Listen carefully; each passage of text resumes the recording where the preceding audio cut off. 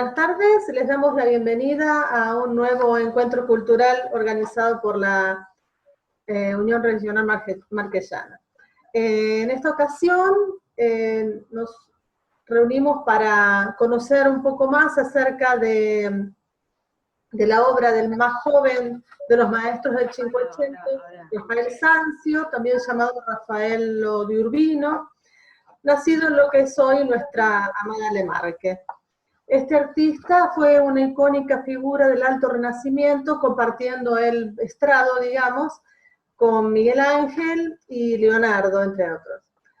Vamos a ver algunos pocos aspectos de su vida de mi parte, después el profesor obviamente va a hablar de lo que más nos interesa.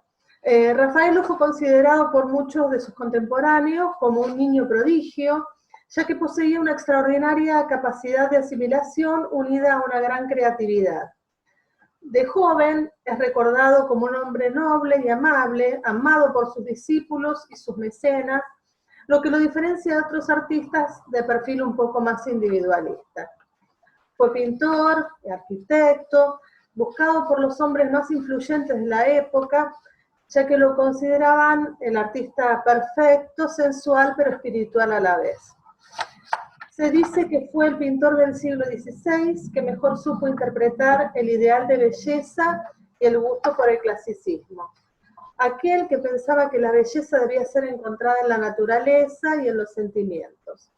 Un pintor de pintura afable, sensible, equilibrada y serena. Sus obras despertaban fervorosa devoción y su prematura muerte a los 37 años lo convirtieron a los ojos de sus contemporáneos en un semidios. Su desaparición en aquel momento causó gran estupor en Roma porque era un personaje conocido y muy amado. Según su expreso deseo, su cuerpo fue enterrado en el Panteón, en Roma, con el siguiente epitafio: aquí descansa Rafael, porque en la naturaleza, madre de todas las cosas, temió ser vencida y morir con su muerte. A continuación vamos a ver un pequeño videíto de Urbino, como para ubicarnos en el lugar donde comenzó todo.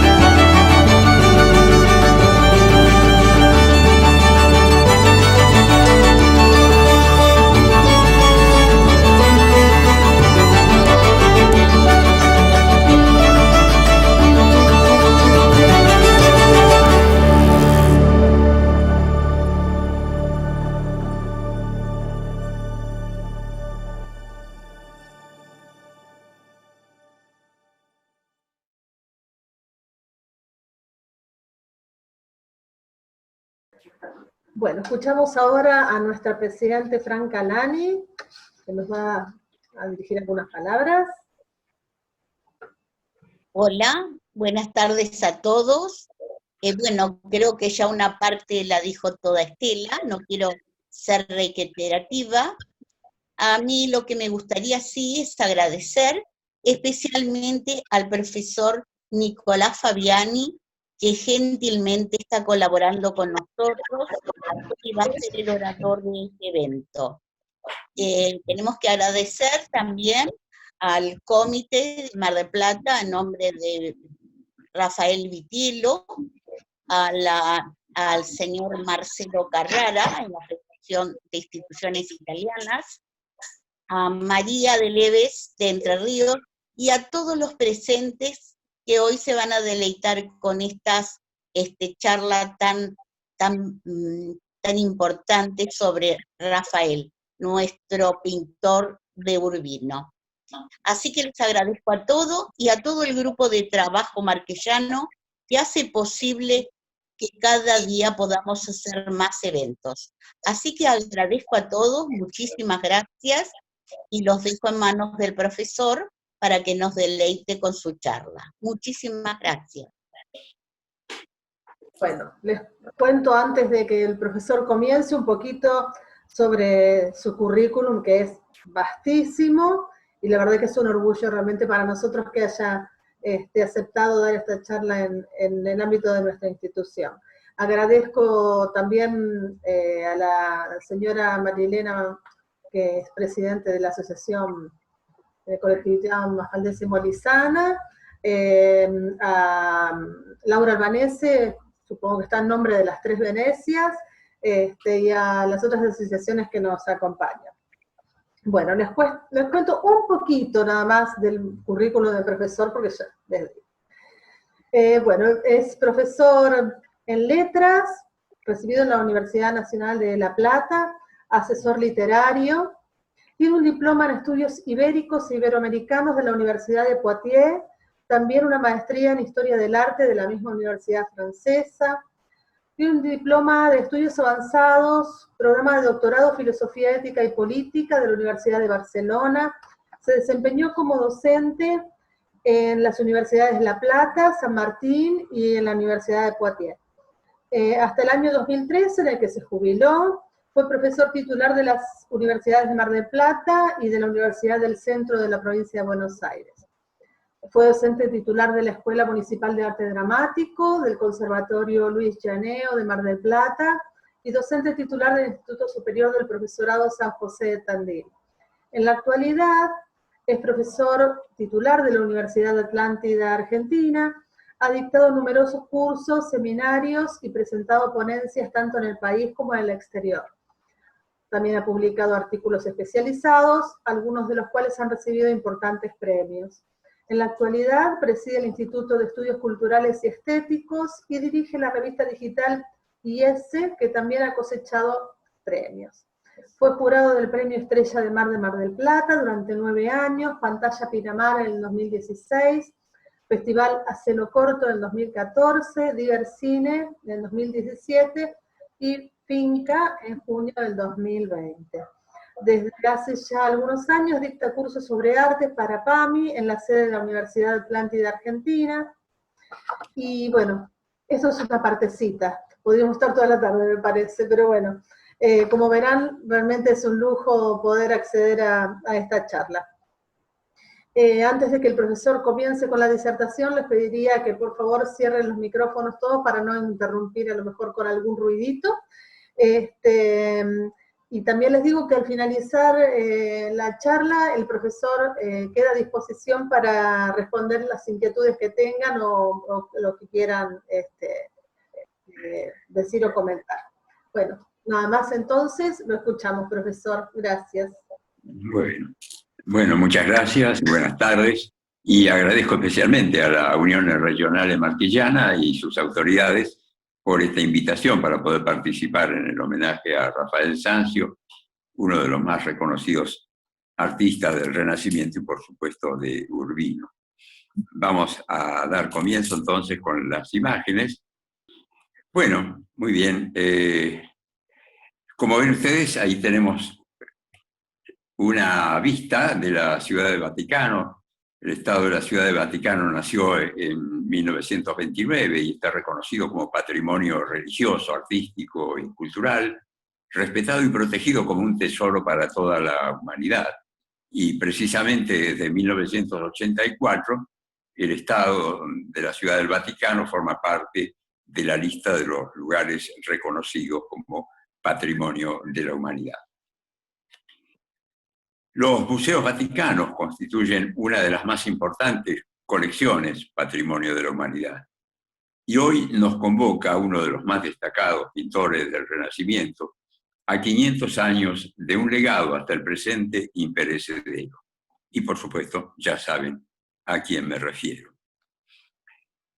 Allí tienen ustedes en la imagen los museos vaticanos, que representan un conjunto de galerías y de estancias de singular valor artístico que la Iglesia Católica ha consolidado a lo largo de los siglos y a las que hoy tienen acceso el gran público.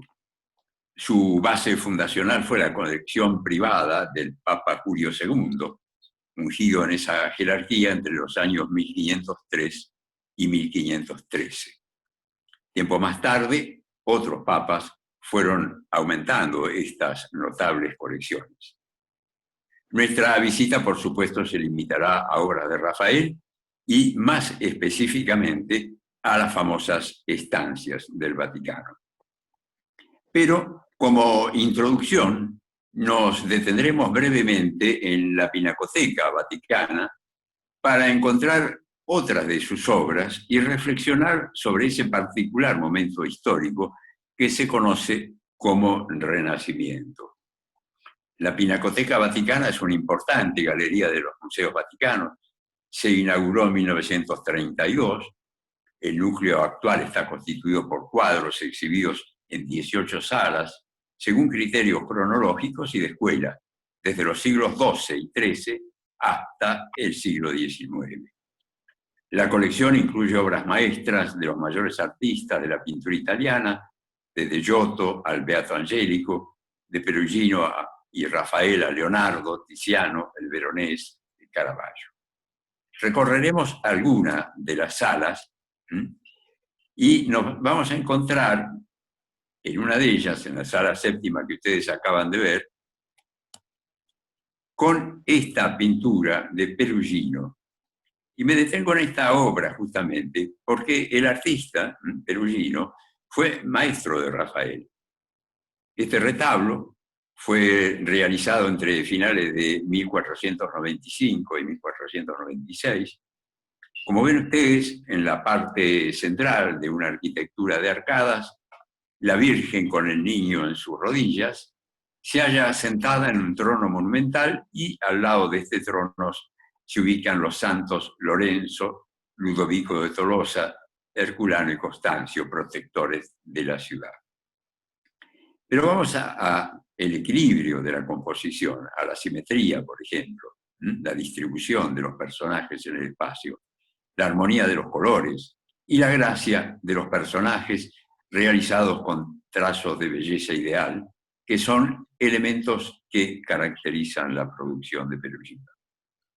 Y para ir preparándolos con lo que siga, me permitiré comparar la obra de Perugino con una obra justamente de Rafael de hacia 1503, 1505, por supuesto su discípulo. Y estas son las dos obras. Como verán ustedes, son, diríamos, del mismo tema, son los desposorios de la Virgen los que evocan esta obra. No están, ninguna de las dos está en los museos del Vaticano. La de Perugino está en el Museo de Bellas Artes de Caen, en Francia, y la de Rafael en la Pinacoteca de Brera, en Milán. Si ustedes observan, ahí he puesto unas molestas flechas. En la parte superior verán que la flecha señala que como Rafael, para completar la cúpula del templo, en la parte superior logra que al completarla, a diferencia del cuadro de la izquierda de Perugino, al completarla, digo, el templo parece más pequeño y por lo tanto más distante, lo cual da una impresión de mejor manejo de las distancias entre el primer grupo que ustedes ven adelante y, por supuesto, el templo detrás. La flecha en la parte media deja ver cómo Rafael, por otra parte, con una ligera inclinación de la cabeza del sacerdote, gana también una profundidad espacial más convincente en la representación, porque el templo aparece así más lejano. Fíjense ustedes que también un dato que hace a la claridad de esta presentación de obras renacentistas es que el tema está directamente expuesto para nosotros y lo tenemos justamente allí en primerísimo plano. Se trata de los desposorios de la Virgen, ¿verdad?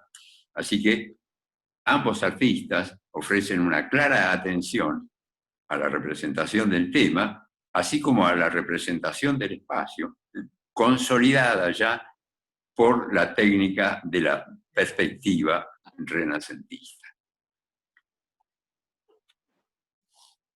Muchos dicen que no hay progreso en las artes. Aquí, por lo menos, en cuanto a la técnica de representación en este esquema, vemos que, respecto de la perspectiva, sí hay progreso. Observemos la técnica compositiva desde el punto de vista justamente de la perspectiva llamada geométrica espacial. Los dos ejes, el horizontal y el vertical, que están marcados en rojo en el centro de la imagen, y en ese centro mismo confluyen las diagonales, diagonales que están marcadas por las losas en el piso, están subrayando, digamos, esta línea de diagonales, y los personajes, a medida que se alejan, disminuirán proporcionalmente su tamaño. Vuelvo nuevamente para que vean esos detalles en la imagen de Perugino y la de Rafael. Verán como las losas también en Rafael están mucho más pronunciadas en color, como para que se vea este trabajo de la perspectiva, y verán ustedes también cómo gradualmente Rafael expone ese alejamiento de los distintos personajes que proporcionalmente se van volviendo cada vez más pequeños hacia el fondo. Aquí, Piero della Francesca nos presenta esta perspectiva de una ciudad ideal, perspectiva que, si ustedes imaginan una línea central que pase por precisamente el centro del templo, distribuirá los edificios simétricamente a ambos lados del cuadro, asimismo como están distribuidas las dos fuentes allí. La perspectiva, según el diccionario de la Real Academia, está definida como sistema de representación que intenta reproducir una superficie plana, la profundidad del espacio y la imagen tridimensional con que aparecen las formas a la vista. Porque obviamente todos sabemos que una pintura, sea al fresco o sea una pintura sobre tela, es una superficie plana, pero nos da a nosotros esa impresión de un espacio profundo. Piero della Francesca, también en esta flagelación de Cristo, es directamente un antecedente, así como él era pintor, geómetra y matemático del siglo XV, un antecedente, digo, de los logros que vamos a encontrar en la perspectiva renacentista. Cabe decir que la perspectiva no surgió de un día para otro y llegó a la perfección en la obra, por ejemplo, de Piero della Francesca. Esto significó años de estudios, años de trabajo, años de prueba. Giorgio Vasari, autor de La vida de los más excelentes pintores, escultores y arquitectos, que fue publicada ya en 1550, escribió sobre Paolo Uccello, pintor y también matemático del siglo XV, lo siguiente. Paolo Uccello descubrió un método para colocar sus figuras firmemente en el plano del suelo, gradualmente, haciéndolas alejarse y disminuir en proporción. Anteriormente, esto se hacía sin método alguno. Para decir, piensen ustedes entonces que estos pintores que vengo nombrando han sido, además de pintores, por ejemplo, matemáticos. Así que en este trabajo, descubrimiento, diríamos, de la representación del espacio en el Renacimiento, tienen cabida después otros pintores que aprovechan de estos hallazgos, diría, de Uccello en primer caso, si queremos, y después de Piero della Francesca, ya diríamos con mayor maestría, con mayor soltura inclusive. Pero vamos ahora a hablar un poquito de la composición, ya abocándonos a un cuadro de Rafael, esta Madonna del Jilguero. Se ha definido la composición como ordenación de los medios plásticos, es decir, las figuras, el colorido, etc. Y la composición establece las relaciones fundamentales de la obra, es decir, aquello que estará en el centro, aquello que estará a la derecha, a la izquierda, arriba, abajo. Esto tiene que ver con la composición, que a veces parece tan natural como en esta obra de Rafael, ¿verdad? Mediante un triángulo supuesto, como ven a la derecha, Rafael ha logrado la unidad y a la vez la estabilidad y equilibrio que se pone de manifiesto en esta obra, así como la claridad temática, los tres personajes aquí reunidos, cada uno de ellos delimitado claramente en su contorno, y la armonía no solo de los colores, sino también de expresiones que los rostros de sus Madonnas transmiten. En síntesis, estos serían los logros de la concepción clásica del Renacimiento. Fíjense que también para dar esa idea de equilibrio, ¿no es cierto?, el triángulo está apoyado sobre su base. Todo esto también da una expresión de quietud. Y las figuras están claramente delimitadas en sus contornos, de tal manera que queda bien claro qué es aquello que pertenece, por ejemplo, al fondo y aquello que pertenece a las figuras de primer plano. Y bien, vamos a dejar que nuestro interés por Rafael nos conduzca a la sala octava de la Pinacoteca Vaticana. Vamos al encuentro de tres magníficas obras del pintor que ustedes pueden contemplar a la izquierda de la sala. Y ahora la vamos a ver más claramente. Se trata, como su nombre lo manifiesta, de izquierda a derecha, a la Virgen de Foligno, la Transfiguración y la Coronación de la Virgen. Esta ubicación no se corresponde con el orden cronológico en que las cito, sino de acuerdo a cómo se exhiben. Las vamos a abordar cronológicamente, de ahí que la Transfiguración que ustedes ven en el centro del cuadro la voy a dejar para el final, dado que se trata de una obra de alrededor de los años 1517-1520, o sea, de las últimas obras de Rafael. Vayamos entonces a la Coronación de la Virgen, la imagen que está a la derecha de esta presentación. Y ahí la tienen ustedes de cuerpo completo, diríamos. Por la fecha de su realización, 1502, 1504, esta pintura se corresponde justamente con los desposorios de la Virgen que vimos anteriormente y que está concebida para la misma fecha. La Coronación de la Virgen fue pintada para el altar de la Capilla Oddi en la iglesia de San Francisco al Prato, en Perusa. Rafael, como ven ustedes, divide la composición en dos lugares bien definidos. La tierra por un lado, el cielo por el otro, separados por una tenue nube. En la parte alta de la composición, entre ángeles y músicos, Cristo corona a la Virgen, mientras que en la parte inferior los apóstoles se colocan alrededor de la tumba, en donde por supuesto ya no está la Virgen. En ella se ven las flores, justamente en lugar de la Virgen, elevada ya a los cielos. Esta obra juvenil siempre ha sido destacada como la más cercana al estilo de su maestro, de Perugino. Sigamos adelante, ahí tenemos la otra obra en cuestión, que estaba en esa pared izquierda, la Virgen de Foligno, que fue realizada por Rafael entre 1511 y 1512.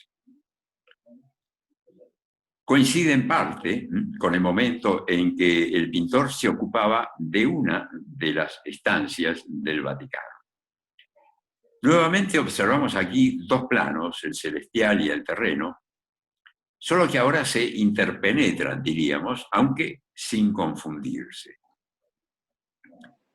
San Juan Bautista y su cruz, a la izquierda, se proyecta hacia el espacio ocupado por la Virgen, así como San Jerónimo a la derecha y un poco más abajo, y mientras presenta a Segimundo dei Conti, ilustre humanista de Foligno, representado rezando de rodillas, que ven ustedes con un manto rojo.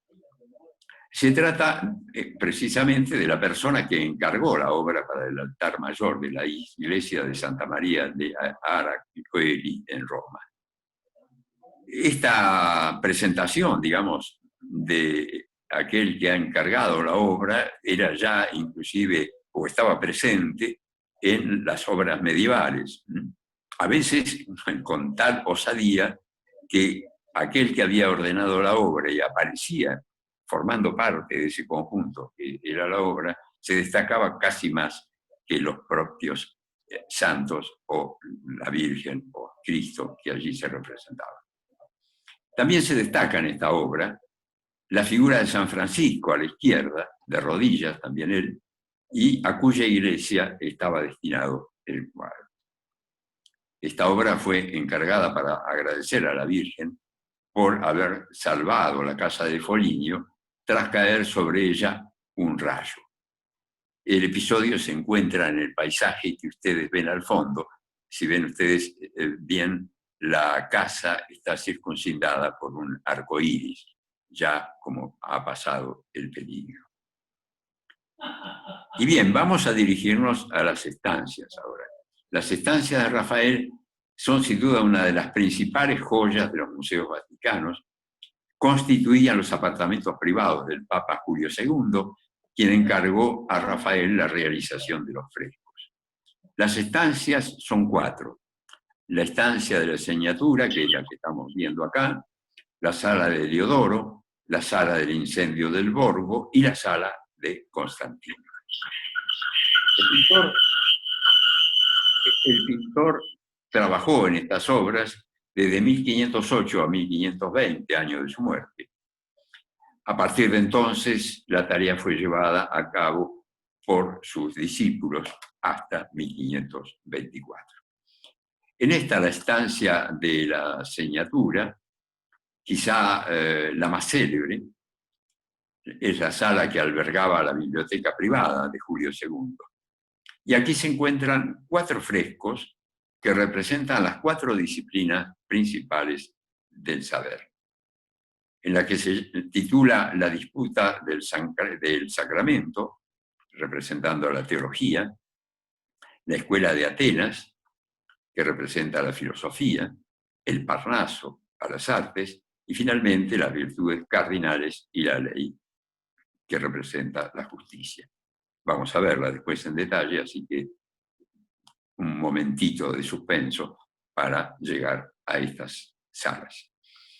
La asignatura apostólica era el lugar donde se firmaban y sellaban los documentos papales más importantes.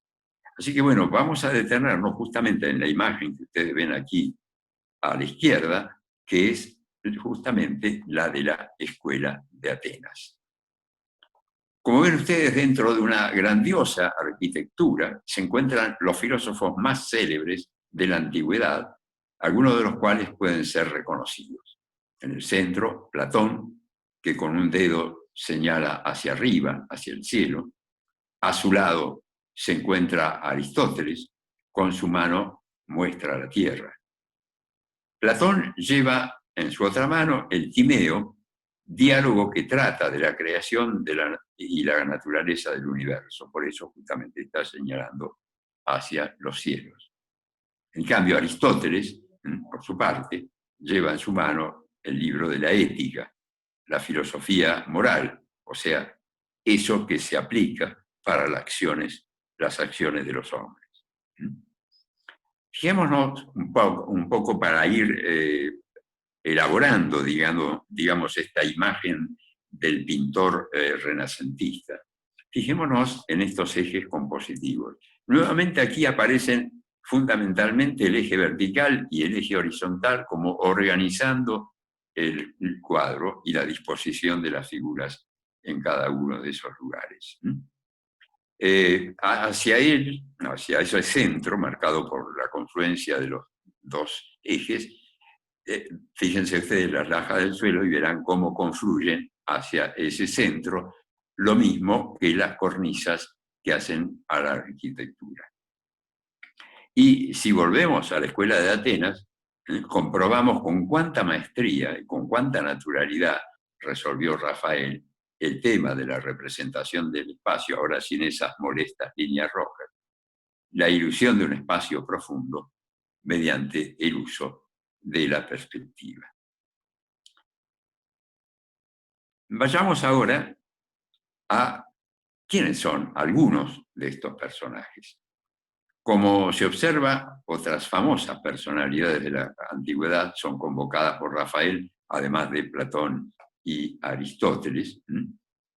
Sócrates, Heráclito que, según sabemos, es la imagen de Miguel Ángel, nada menos, Pitágoras, Diógenes, el propio Rafael. Vale decir, estamos, diríamos, en una ausencia de tiempo, es decir, estamos en un lugar donde confluyen pensadores, un pintor como Rafael, y después vamos a ver que delante de él hay otro pintor, Sodoma, que era contemporáneo de Rafael. Vale decir, el tiempo no existe porque están allí todos reunidos y pertenecen todos a distintos periodos de la filosofía griega. Es un tiempo ideal, es un tiempo ideal. Así como también la distribución en el espacio es ideal. Tiempo y espacio, dos magnitudes, dos categorías con las cuales nos vemos cotidianamente, ¿no? Estamos en un espacio, tenemos los implacables relojes que nos marcan las horas.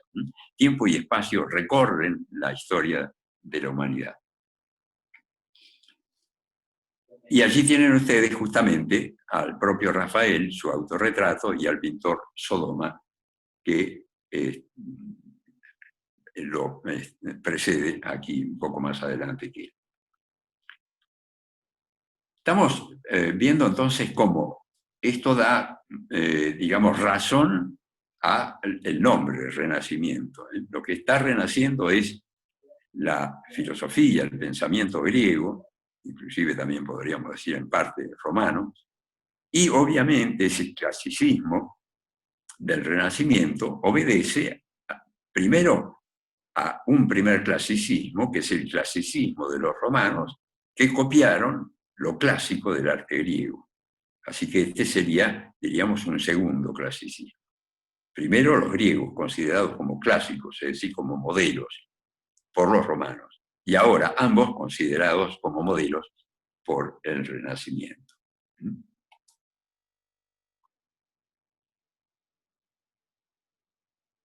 Cuando contemplamos las obras de Rafael en la Pinacoteca, señalé también la clara diferenciación espacial que establecía el artista entre el cielo y la tierra, ¿no?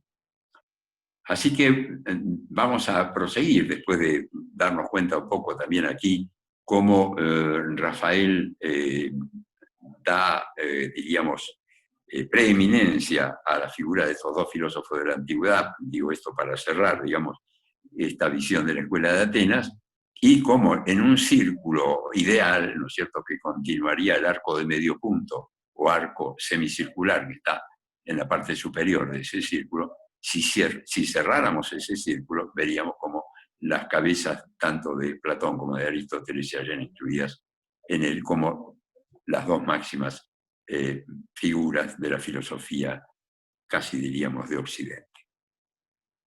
Bien. Pasamos a la obra que enfrenta a la Escuela de Atenas, que es nada menos que la disputa del Santísimo Sacramento. Nos vamos a detener en esta obra, en la pared opuesta, como digo, de la Escuela de Atenas, cuyo título, según algunos autores, debiera ser Más vale el triunfo de la religión, no tanto esa idea de disputa como si hubiera una discusión que no la hay. Decía que cuando habíamos visto algunas obras de Rafael señalaba la diferenciación espacial entre el cielo y tierra. Aquí nuevamente propone Rafael esta distinción entre dos realidades, pero en este caso con una significativa variación. Los círculos que compositivamente van a envolver las figuras de Cristo, la del Espíritu Santo y el Santísimo Sacramento en la parte superior, son los círculos que establecen un enlace vertical con las tres instancias por debajo de la imagen de Dios Padre.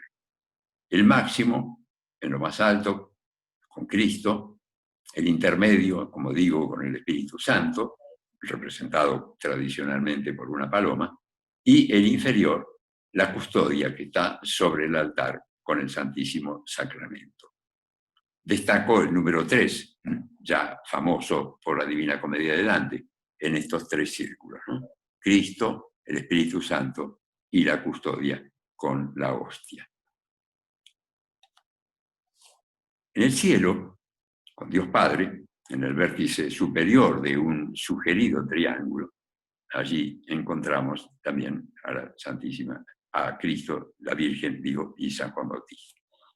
Un poco por debajo, sobre un arco de nubes, la Iglesia triunfante. Los patriarcas y profetas del Antiguo Testamento, alternados con apóstoles y mártires, todos sentados en ese hemiciclo que marcan las nubes. En la tierra, a los lados del altar, en el que domina la custodia con el Santísimo Sacramento, se ubica la Iglesia militante, es decir, los padres de la Iglesia, los papas. No quiero agobiarles mostrándoles cada uno de los protagonistas, algo que bien pueden ustedes encontrar en alguna página de internet, pero sí prevenirlos porque las distintas identificaciones son aún discutidas por los historiadores del arte. O sea que hay algunas identificaciones no del todo confiables, salvo aquellas que son retratos más o menos reconocibles. Pasemos ahora al Parnaso, otra de los frescos de la estancia de la Signatura. En la imagen podemos ver a la izquierda, justamente, la representación del monte Parnaso, considerado por los griegos como la morada del dios Apolo y de las musas. Es, diríamos, la patria simbólica de los artistas. Se trata de un tema profano, ¿verdad? Es decir, algo que tiene que ver con la mitología griega, en este caso. Por supuesto, se relaciona con las artes. Allí lo ven ustedes bien en el centro, justamente como corresponde, para dar claridad a lo que se quiere decir, el dios Apolo, sentado, tocando un instrumento de cuerdas frotadas. Lo rodean las 9 musas, protectoras de las artes, y además poetas, diríamos, antiguos y modernos, ¿no? Ya tendríamos que manejarnos un poco con estas categorías también, de antiguos y modernos. Antiguos, aquellos que pertenecían, digamos, a la Edad Media, y aquellos que pertenecen a esta nueva realidad que es el Renacimiento. Y entre esos poetas, para no nombrar a todos, que también es difícil de identificar, como decía antes, vemos al poeta Homero, el poeta ciego, que mira hacia los cielos, a Dante, obviamente, ya reconocido poeta italiano, y a Virgilio, aquel poeta que, además de haber sido uno de los grandes poetas de Roma, Dante lo incluía en la Divina Comedia y era quien lo conducía por el infierno y parte del purgatorio. Vuelvo un poco a la imagen interior para que vean ustedes a la izquierda, donde están ubicados allí arriba, a la altura, digamos, a la misma altura en que se encuentra Apolo, Dante, Homero y Virgilio. Y la cuarta de las decoraciones de la estancia pertenece a la justicia o las virtudes cardinales y la ley. En el centro, en la parte superior, se encuentran la fortaleza, la prudencia y la templanza, personificaciones que se unen a la justicia, que está representada en el techo, luego vamos a hablar de eso, para formar el conjunto de las virtudes cardinales. Las 3 virtudes representadas pertenecen a las cualidades del juez justo, del gobernante justo. A la izquierda, la imagen, vuelvo un poco atrás, a la izquierda voy a la imagen que está en el costado izquierdo, precisamente a la izquierda, ven ustedes allí al emperador Justiniano, emperador del siglo VI. En su mano tiene el digesto, o así llamadas también pandectas en griego, una de las 4 partes en las que tradicionalmente se divide la compilación legislativa llevada a cabo en el siglo VI, precisamente por este emperador. Reúne las obras de los grandes juristas y textos seleccionados también de la jurisprudencia romana. Y en tanto que, por el otro lado, encontramos al Papa Gregorio IX, que aprueba la colección de decretales, que eran cartas escritas entre los siglos IV y XV, por las que, a la manera de la Cancillería Imperial de Roma, el Papa comunicaba sus decisiones referentes sobre todo a cuestiones disciplinares. Y esto, diríamos, forma parte de la historia del derecho canónico. En rigor, el Papa, aquí no es Gregorio IX, sí era en rigor quien había aprobado esta colección, sino que es el retrato de Julio II, aquel que había encargado estas estancias a Rafael. Y ahora sí, voy al techo. Fíjense el hermoso decorado del techo, decorado que coincide en su temática con cada una de las 4 obras que acabamos de ver. Y ahora nos damos cuenta cuáles son. La filosofía, vale decir la que corresponde ya a la Escuela de Atenas, que se corresponde en la parte inferior con la pintura de la Escuela de Atenas. Después la teología, con la disputa del Santísimo Sacramento, la poesía, con el Parnaso, y la justicia, con esta última que acabamos de ver.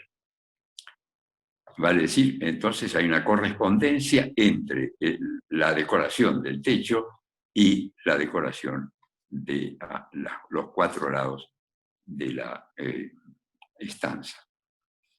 El historiador del arte Ernest Gombrich escribió en una de sus obras: muchos habrá habido que a través de estos frescos hayan adquirido una vivencia más intensa de lo que significaban la teología, la poesía o la filosofía.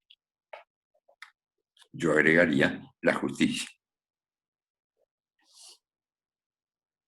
La estancia de la Signatura es prácticamente aquella de las estancias que representa el estilo más clásico de Rafael. Ahora pasamos a la estancia de Heliodoro. Ahora, eso sí, debemos reconocer que esos tiempos en los que vivió el artista, cuando sobre todo estaba pintando la estancia de la Signatura, no eran tan calmos como a veces se pretende suponer, y para un estilo clásico, equilibrado y armonioso, como a veces suponemos que abarca el Renacimiento y en una extensión de tiempo mucho mayor de la que en realidad fue el tiempo que duró ese periodo. Pensemos que en 1517 Martín Lutero clavó en la puerta de la iglesia de Wittenberg sus 95 tesis, hecho que se consideró como el comienzo de la Reforma protestante. Después sobrevendrá la Contrarreforma en la Iglesia Católica. O sea, tiempos agitados. Y el periodo habría de culminar, solo 7 años después de la muerte de Rafael, con el saqueo de Roma, en 1527, por las tropas españolas y germanas. O sea, tiempos difíciles, y esto, de alguna manera, avanza en una hipótesis de decir, bueno, el Rafael más clásico quizás era aquel que estaba más cercano de tiempos más calmos. En la estancia de Heliodoro, no nos vamos a detener en todas las obras porque no nos alcanzaría la tarde de hoy, el tema es la intervención de Dios en la obra que vamos a detenernos, en el destino del hombre, y que se presenta a través de 4 historias. La expulsión de Heliodoro del templo, la liberación de San Pedro, y 2 referidas a la historia de la Iglesia, una de las cuales ven ustedes en la parte izquierda, que es el encuentro entre León el Grande y Atila, aquel invasor famoso. Y por otro lado, la misa de Bolsena, que es lo que vamos a detenernos en un instante. Los asistentes de Rafael jugaron aquí un papel más importante en estas pinturas del ciclo de Heliodoro que en la estanza de la signatura. Para decir, conocida históricamente esta situación, ¿no? Que Rafael también tenía ayudantes y seguidores en su estilo que colaboraban con él. Y esto es claramente también, en este caso, ya en la estancia de Heliodoro, una consecuencia del creciente número de encargos que los romanos concedieron a Rafael y que no permitían que él se ocupara tan directamente de todos los detalles de las obras. Y vamos al encuentro de la misa en Bolsena. En 1263, un sacerdote, preocupado por las dudas sobre la doctrina de que el cuerpo y la sangre de Cristo están presentes en la Eucaristía, emprendió una peregrinación a Roma. En su camino celebró una misa en Bolsena y durante la consagración la hostia comenzó a sangrar milagrosamente. Milagro que, de alguna manera, barrió las dudas del sacerdote. En los detalles, no tanto el detalle que nos ubica al sacerdote como al Papa, vemos que a la izquierda está el sacerdote, digamos, en el momento en que va a producirse el milagro, cuando eleva la hostia. A la derecha, la imagen que presenta Rafael es la de, otra vez, el Papa Julio II, un testigo de un milagro que tuvo lugar en el pasado, o sea que no es el Papa que asistió verdaderamente a ese milagro. Pero en septiembre de 1506, Julio II se había detenido en la Catedral de Orvieto para ver la reliquia del paño que se utilizó para limpiar la sangre de la Eucaristía ocurrida en ese milagro. Y así se demuestra, digamos, la conexión personal entre Julio II y este milagro ocurrido 3 siglos antes. De ahí la presencia, entonces, del sacerdote y del Papa en ese mismo espacio.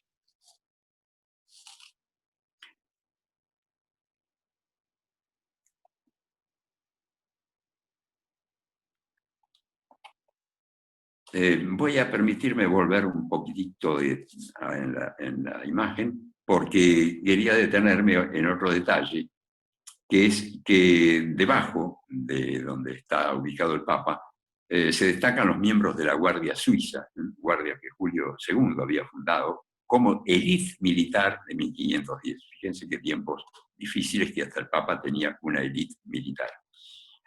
Hoy todavía subsiste la Guardia Suiza, pero nadie se asusta, ¿verdad? La Guardia había jugado un papel vital en la victoria sobre las fuerzas francesas que ocuparon partes del Estado Pontificio. Rafael retrata entonces a algunos de los representantes importantes en este fresco, dándoles así un lugar de honor en esta que era la sala de audiencias. Pero vayamos ahora sí, sin más, a la liberación de San Pedro. El fresco está fechado en 1514, en 2 tablillas pintadas en la imagen. La historia del Nuevo Testamento dice que el rey Herodes tomó prisionero a Pedro. En la cárcel, el apóstol fue encadenado y custodiado, pero un ángel lo liberó a pesar de esa estrecha vigilancia impuesta. La composición de este fresco refleja el orden y la unidad de la misa de Bolsena, ambas sobre una ventana y distribuida, en este caso también, a los costados y en el centro, sobre la ventana, espacialmente. La historia se divide en 3 episodios distintos. El primero muestra la consternación de los guardias a la izquierda, el segundo la aparición del ángel en la celda, y el tercero a la derecha, el desconcertado San Pedro conducido por la mano del mensajero divino. Aquí Rafael, como ven, propone, diríamos, un efecto nocturno, se diría casi barroco, utilizando tanto la luz natural de la luna como la luz que procede del ángel, generando así un fuerte contraste entre luz y sombra, mucho más visible, si ustedes prefieren, en el conjunto de la imagen. Pero aquí lo vemos en detalle, ¿cierto? Esa magnífica realización de esa luz que inclusive ciega tanto que la reja se hace aún más presente en contraste con esa luz. Según los historiadores, la intervención de Giulio Romano, uno de los más fieles discípulos de Rafael, es visible en este episodio. Esta pintura es el último fresco que se puede atribuir a Rafael con toda certeza, en forma completa. Los grandes ciclos que siguen fueron confiados principalmente a sus asistentes. Pasemos ahora a la estancia llamada así del incendio del Borgo. La pintura del incendio del Borgo es la que ustedes ven sobre la pared derecha. Entre 1514 y 1517, Rafael y su taller pintaron al fresco las paredes de la estancia del incendio del Borgo, a instancias ahora, no de Julio II, sino de su sucesor, León X.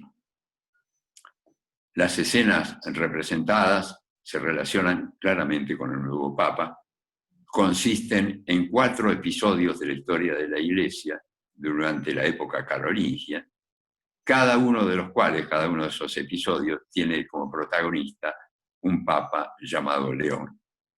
Y en cada caso, el protagonista papal llamado León tiene los rasgos faciales, obviamente, de León X, quien había encargado estas obras a Rafael.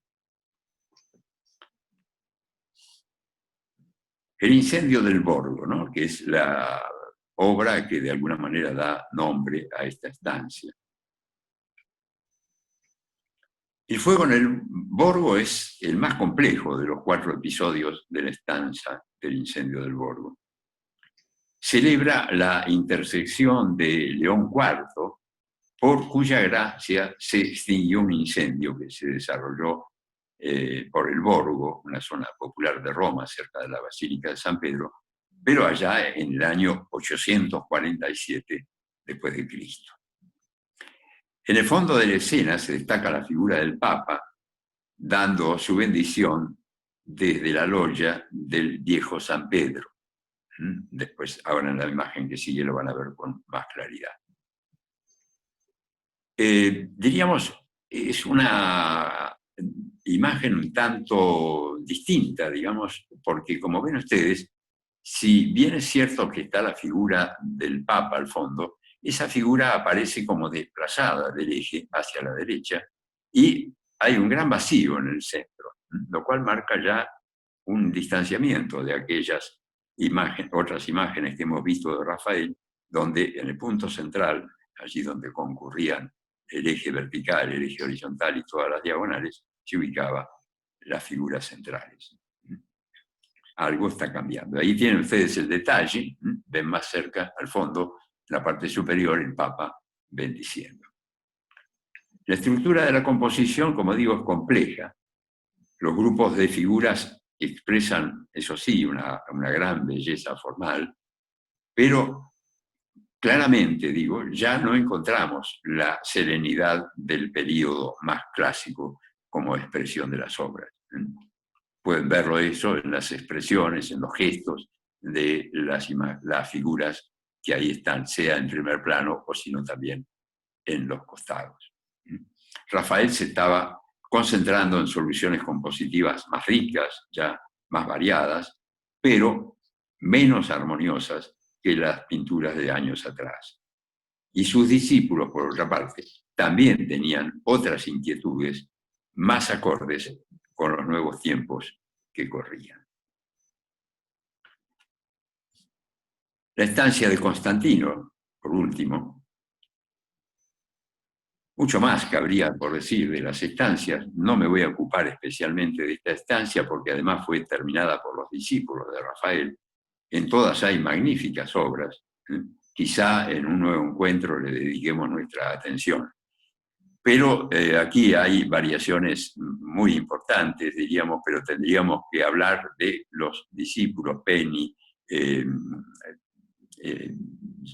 y otros discípulos de Rafael, que de alguna manera tenían también otras inquietudes un poco más alejadas del maestro. Por otra parte, digamos, los bocetos, se sabe, son de Rafael, pero las intervenciones de los discípulos marcan diferencias bastante importantes.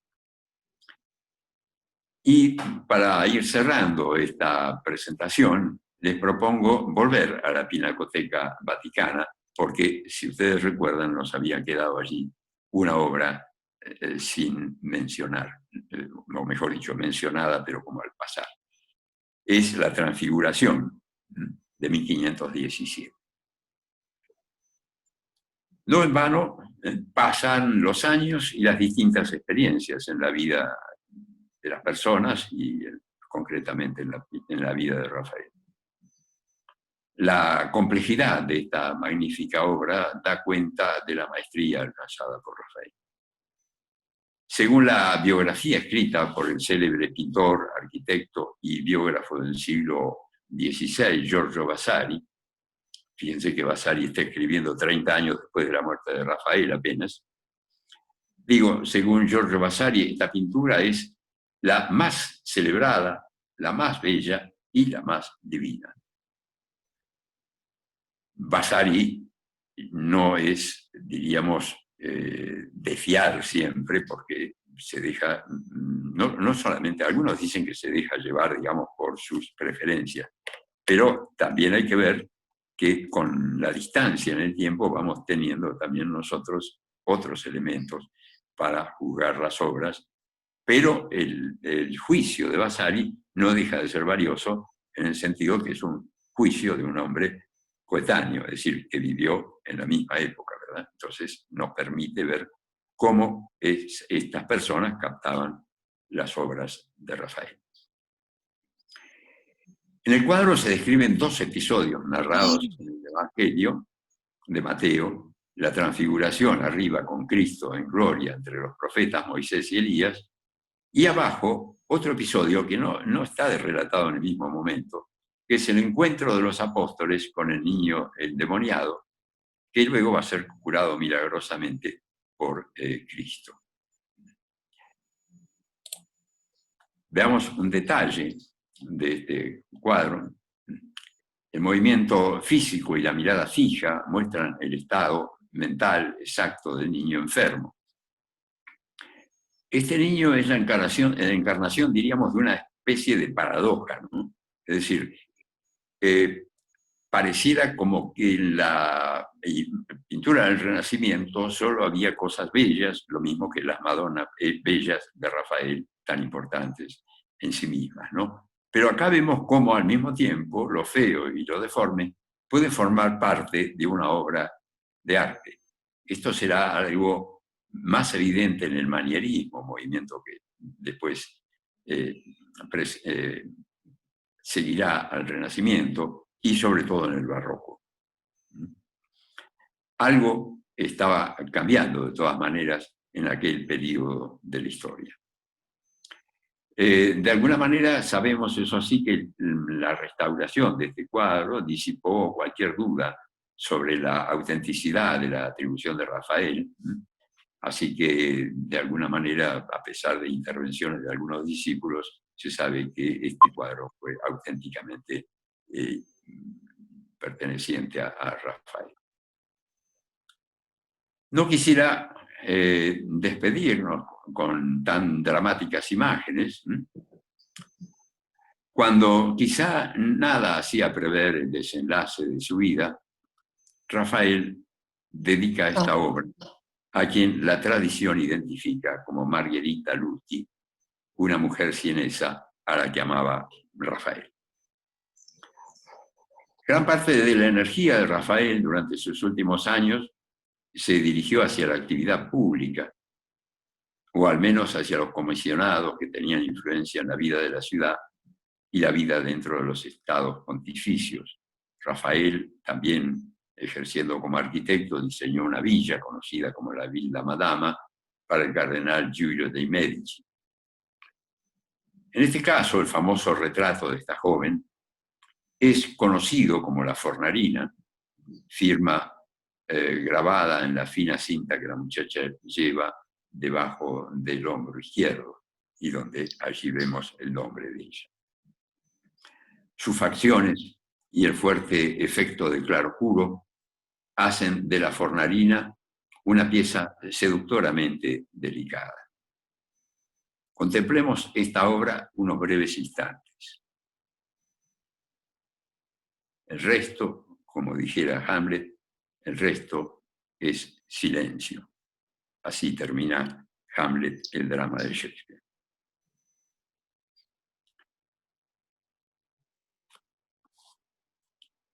El legado de Rafael se halla en parte en los lugares que hemos visitado.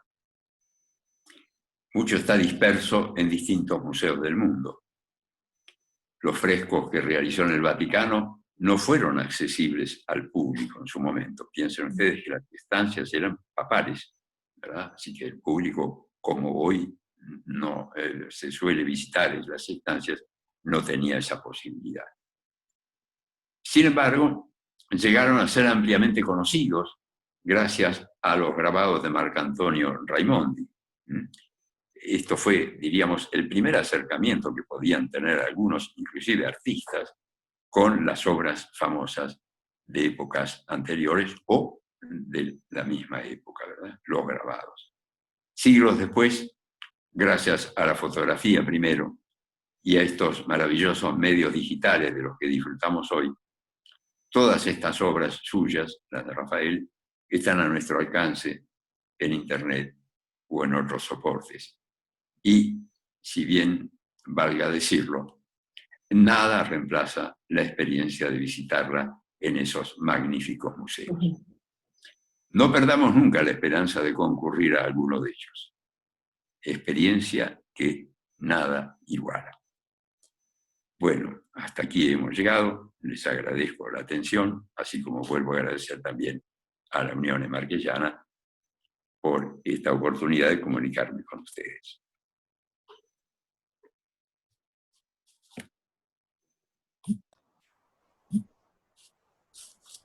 Bueno, muchas gracias, profesor, excelente. Me hubiera encantado tenerlo conmigo cuando pasé por los museos vaticanos, realmente con tanta sencillez y tanto conocimiento, es tan fácil, ¿no? A veces entender las cosas. Muchísimas gracias. No sé si alguien quiere comentar algo. Acá tenemos un comentario: ¿cuánto hay que no sabemos? Ahora las veo más allá de la belleza del arte que se aprecia de inmediato. El que no sabe es como el que no ve, dice el refrán. Muchas gracias, Nicolás, dice Patricia Suárez de la asociación, a ver, no veo, Amigos del Museo Mitre, ¿puede ser? Magdalena Pesquetole dice: visité Urbino y tuve la oportunidad de disfrutar de la muta. Mónica Agnani, bueno, agradece también al profesor la explicación. No sé si alguien quiere hacer una pregunta. Marilena, de la colectividad Mafalés y Molizano, dice: muy interesante, muy claras las explicaciones, siempre. Héctor de Jean, un gusto haberlo escuchado. A ver, después una chica que es comunicadora social, Silvana Salvini, dice que ha tenido clases con usted, que le agradece mucho. Bueno, no, está cerrado el micrófono, Rafael. Sí. Muchas gracias a todos. Gracias a usted. Gracias a usted, profesor. Gracias. Una experiencia maravillosa y ya lo vamos a palabrar para otra charla. Con todo Así gusto. estamos aprendiendo. Muchas gracias. En nombre mío, de la Unión Regional Marquesana y de todo el grupo de la comisión y de los marquesanos en Mar del Plata. Muchísimas gracias. Gracias. Gracias por la invitación. Sí, yo la primera cosa quiero agradecer y felicitar a la Unión Regional Marquesana. Ya esta es la segunda charla, bueno, en este caso es más allá de, es una cosa muy seria, motivo por el cual felicito al profesor, porque muchos de nosotros, yo por ejemplo no he estado ni en el Museo Vaticano, ni en el Louvre, pero he estado en muchas galerías, he estado en muchos lugares donde se hacen exposiciones de cuadros, donde uno ve el autor, el tamaño de la obra, el costo, lo que representa, pero nunca, como en esta ocasión, he podido disfrutar en serio la profundidad del trabajo de Raffaello, porque el profesor nos ha explicado técnicamente todos los detalles de cada una de las obras. Entonces, la única pregunta que me queda al profesor, aparte de felicitarlo porque ha tenido muy en cuenta el tema del tiempo, porque por lo general hay gente que a veces lo mantiene 2 horas pendiente de algo y él en poquito más de 1 hora ha sido capaz de reflejarlo tanto, que es muy importante esto para la audiencia. Al profesor le quisiera preguntar, esos artistas, no digo solamente Rafael, sino Caravaggio, el Perugino, etc., antes de hacer una obra, trazan algunos rasgos, alguna línea, miden alguna cosa, o todo sale de la cabeza en ese momento. Bueno, depende de las épocas. Digamos, en el Renacimiento, con esto que muchos artistas eran matemáticos, arquitectos, todo este tipo de composición tenía mucho que ver. Después va a llegar el siglo XIX, donde con el romanticismo, un pintor como Delacroix va a decir, yo no pinto, no dibujo, simplemente frente a la tela en blanco, lo que hago es distribuir colores, aquí y allá, donde me parece, y después voy a empezar a construir a partir de esos colores el cuadro. Es otra manera de concepción. En este caso no, en este caso el que hemos visto de Rafael, Miguel Ángel, ¿no es cierto?, y muchos de los pintores del Renacimiento, la actitud es distinta. Y después, en los clásicos, los que han seguido este camino del clasicismo, van a seguir con esta escuela, digamos, académica, después en el siglo XIX, que apela mucho a la composición de los cuadros. Antes de realizar nada, hacen, digamos, un planteo general de cómo van a componer el cuadro, ¿no? Es decir, frente a la tela en blanco, ¿qué vamos a poner allí, ¿no? Bueno, yo lo felicito, profesor. Sí. Lo felicito. Realmente hoy ha sido un lujo escuchar a una persona como usted. Lo felicito de corazón y ojalá podamos sentirle para otras ocasiones. Muchas gracias, muchas gracias.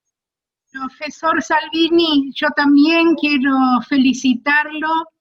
Miré con mucha atención y escuché toda esta disertación maravillosa. Quería agregar, ya que Raffaello Sanzio, su estilo fue puro, fue elegante, fue fino, por eso se habló mucho de la gracia rafaelesca, y que era inimitable en las pinturas de las Madonas por su juventud y por su casta maternidad.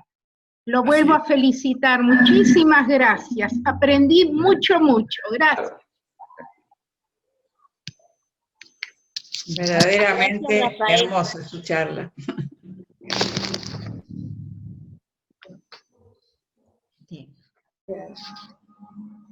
Como todo lo bueno nos ha dejado con ganas de más. Sí, claro. Gracias, Norma. Cuando gusten, no hay problema. Gracias, profesor. Fue un placer. Chao, Franca. Chao, gracias, Gildo. Bueno, si no hay más preguntas, entonces les agradecemos, obviamente le agradecemos al profesor nuevamente, y les agradecemos a todos por acompañarnos. Seguramente antes de que termine el año nos podemos encontrar otra vez con algún otro evento cultural también. Así que No bueno, lo podemos dejar comprometido al profesor para otra oportunidad. Exacto. con ganas de más. Muchísimas gracias. Muchas gracias. Gracias a Laura y a María Elena. Gracias por... Gracias, Blanca. Gracias a todos. Gracias. Chao, En nombre de la Sociedad Italiana de las Tres Venecias, estamos muy agradecidos por la invitación y por la participación de estos eventos, y en nombre del presidente de la institución, Marcelo Carrara, también. Muchas gracias, estamos siempre acompañando en todo lo que podemos, y muchas felicitaciones. Fue un éxito total. Gracias. Gracias, Laura. Gracias. No, y aparte muy interesante y muy claro, sobre todo muy claro. Todos hemos podido ver los detalles y entender las explicaciones que daba el profesor, así que felicitaciones de nuevo. La parte visual, excelente. Sí. Gracias Mariana y gracias Estela. Bueno, Cierto, muchísimas gracias. bueno. Claro, gracias a Lucía y a vos, Norma. Gracias. Sí, sí, gracias a Norma nos acercó el contacto del profesor. Claro. Bien. Bueno, nos encontraremos entonces en un próximo evento. Muchas gracias a todos. A la Gracias próxima. a todos. Gracias, gracias. Buen fin de semana.